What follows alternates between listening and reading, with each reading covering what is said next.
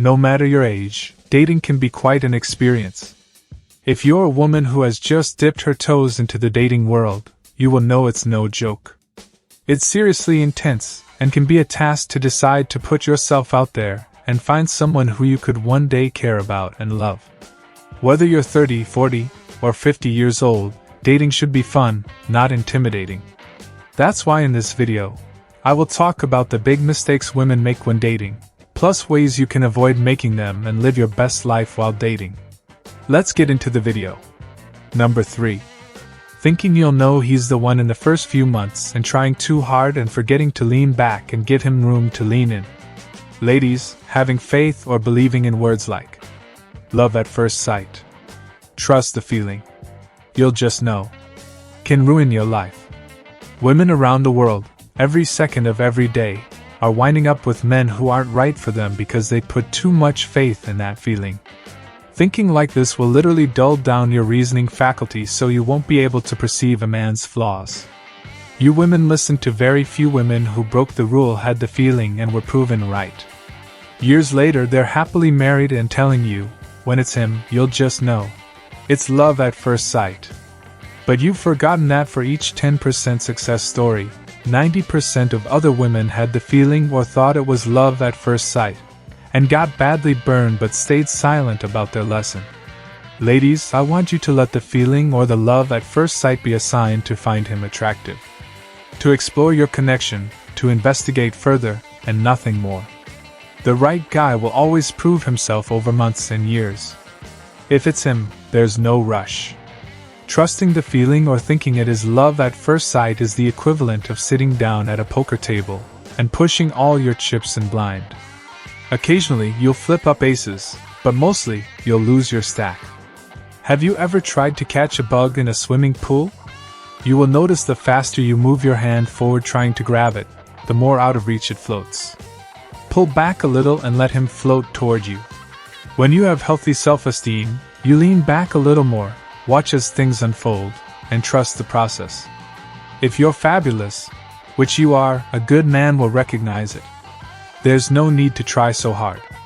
Number 2. Thinking men initiate interactions and taking too much time to explain why you don't need a man on the first few dates. Guys never approach me. What is happening? If you hear yourself saying things like this, then you've fallen for another dating mistake. I wouldn't want to date a guy who doesn't have the confidence to come over and talk to me. You're not entirely wrong. Men who know you already will initiate. A drunk guy might. A pickup artist probably will. Ever wonder why men hit on you more in pubs and bars than, say, at the supermarket? It's not because men don't notice you at the shops. They very much do.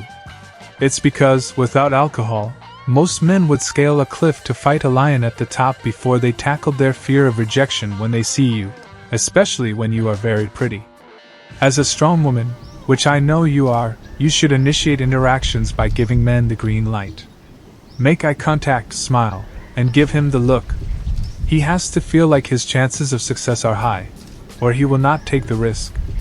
Don't buy into the Disney fantasy that the one will stumble into your living room and sweep you off your feet with no effort from you.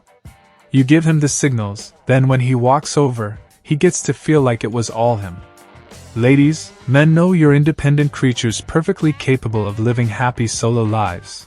Unfortunately, when you spend a lot of time explaining why you don't need a man in order to appear laid back and independent, this backfires.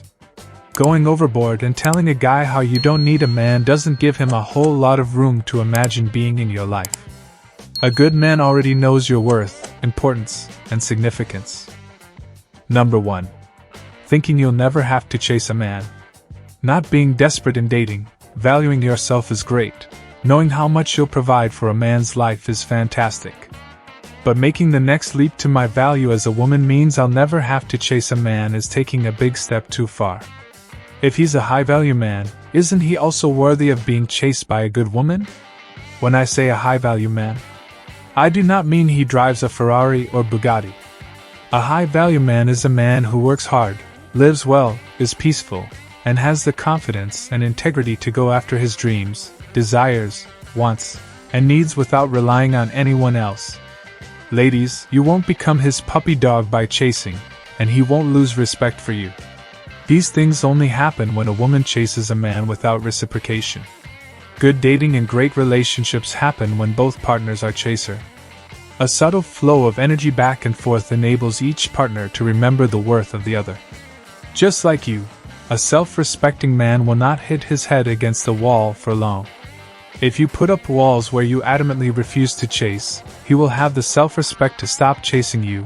You will either attract men who are in it for the chase alone and will leave thereafter, or men whose self-respect is so low that they're willing to chase someone who won't chase them back. A quality woman will chase a man, but will always expect reciprocation.